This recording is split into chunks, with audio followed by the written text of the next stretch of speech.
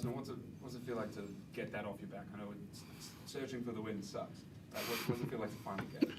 Like the most enjoyable part is I thought we put 4 quarters together. Like there were little dips and whatnot, but the gaps that we'd been having just didn't feel like they were there tonight. And like we challenged ourselves to change our mindset a bit. You know, we knew after 3 games we were looking at the negatives too much. We were only seeing us not do things the right way, and we changed that this week. We went back to when we played them in the preseason and what we looked like then, and you know, talking about how we can help each other every single possession, not just what I have to do, but what I have to do for my teammate. And that's how I thought we played the whole way.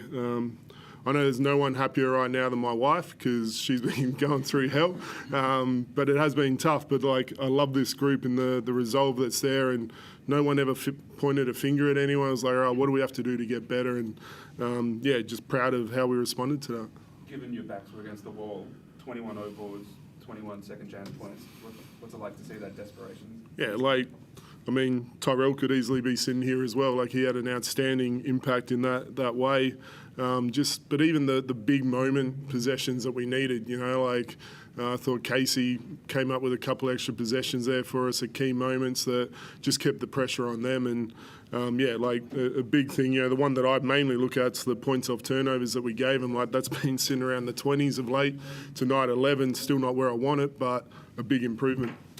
What went into the decision to bring James off the bench, and what did you make of his performance and the way he responded to that challenge? Yeah, like a conversation. Like we caught up, we catch up all the time, and he said, like, whatever we've got to do, if that's me coming in and finding my rhythm that way. And we just felt like bringing Bannon back in, having that core that had kind of played a lot of minutes together was going to be advantageous in this one for us. And then for James to just continue to find his groove within it. And like, we see it every day in practice. Like, he's a hell of a player, and we weren't panicked. We just needed to help him get to his spots a bit better. And you know, he comes out, has a huge impact.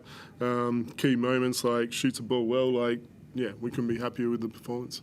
James, what was it like when you were told of that decision, and then what's it feel like now to finally, you know, find your rhythm in this league? Well, honestly, it was like a mutual agreement. Like, I came into his office and told him, you know, I think that's probably like the best option going forward, just to help me find my rhythm, less pressure to start, because, you know, I started off slow the first couple games, but I wasn't really in panicked or anything. I knew, you know, what I was capable of, and what helped the most is just my teammates, you know, kept the faith in me. They knew, like, they seen what I can do. They with me every day in practice. So with them and the staff, you know, keeping faith in me, it was nothing. It was just better fit for the team. Mitch Norton, he's a hell of a player, and going against him every day in practice, making me better, and him inserting in the starting lineup, I felt was like better for the team. Just like, you know, Coach felt that was, you know, better for the team, and it worked out in our favor tonight. What do you feel is the key for yourself and the team keeping this rhythm and carrying it forward? Just constantly putting the days together, good days together, like great practices. This week was our best week of practice since I've been here. Competitive-wise, just, you know, the hunger that we had, and you mentioned desperate. We wasn't really desperate at all. We was just hungry to get this win. Like, we all believed, and we knew that the work would eventually, you know, pay off. So as long as we keep, you know, putting multiple days together, good days together, then we hoping that the rhythm stays.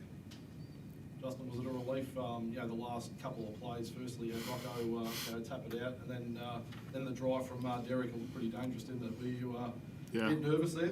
No, like, Derek really got himself going there in the second half, and yeah, the whole time it looked scary for us. I got to read a rule book because I'm pretty sure there was free throws before that, and Case could have subbed in, so we thought we were right there. But, you know, again, we've been talking about what's our mindset, you know, like, move on, what's next play. So what I loved is, yep, something doesn't go our way, we back our defence. We you know, put our switch D in, Bannon sits down and guards it, and, you know, that's the faith these guys have in each other to be able to play possessions out. And what was Tyrell's mindset tonight? I mean, he was absolutely dominant, wasn't he? And the ball just seemed to fall his way all the time, didn't it? Yeah, it was interesting going back to when we played him in the preseason. He had a great game that day as well, and it was really only 4 post touches.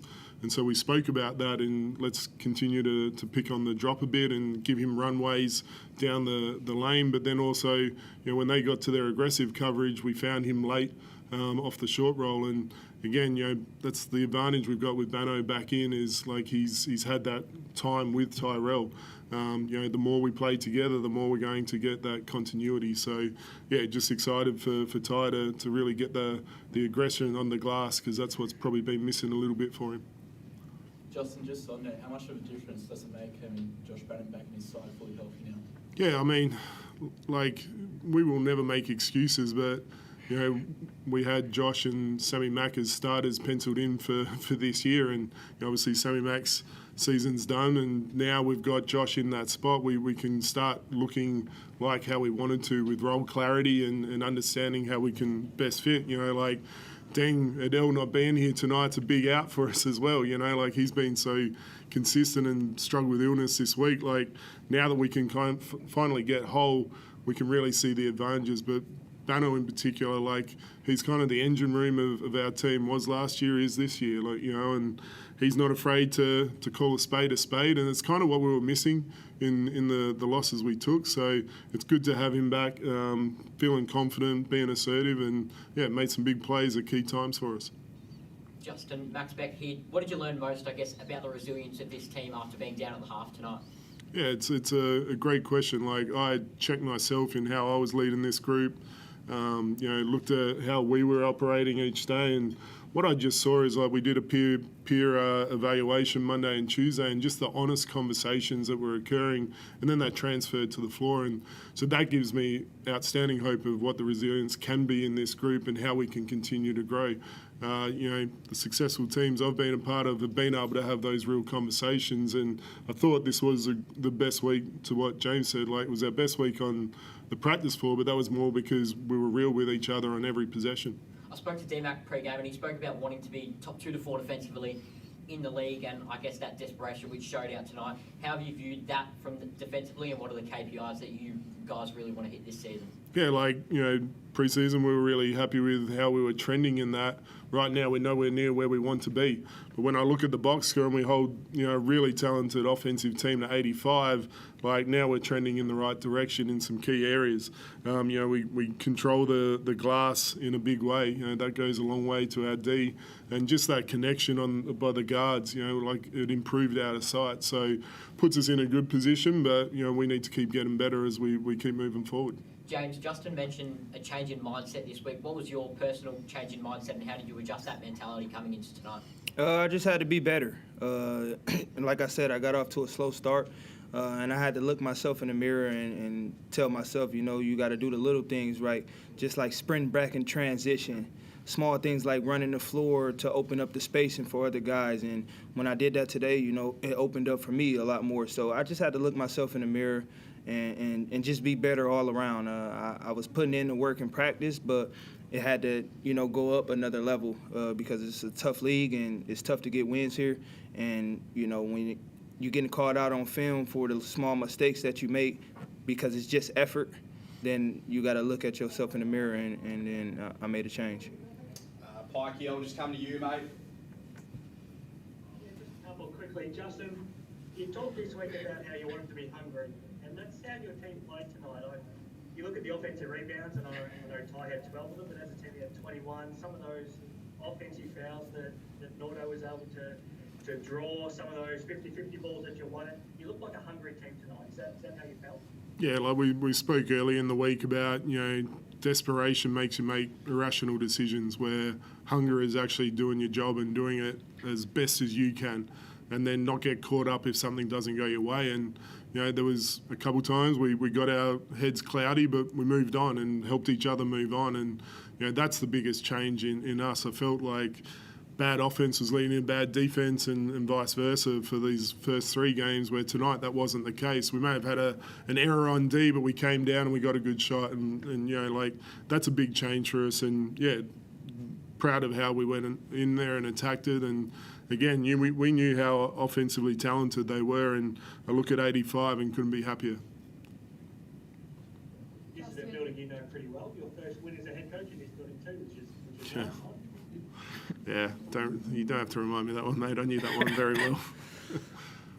Yourself, James, and Tyrell post-game have all spoken about the love and care for each other and the pride in this group. Do you feel like the culture has shifted this year with this new group of players? It's something we work on all the time. It's something we believe in that becomes a point of difference at the right time.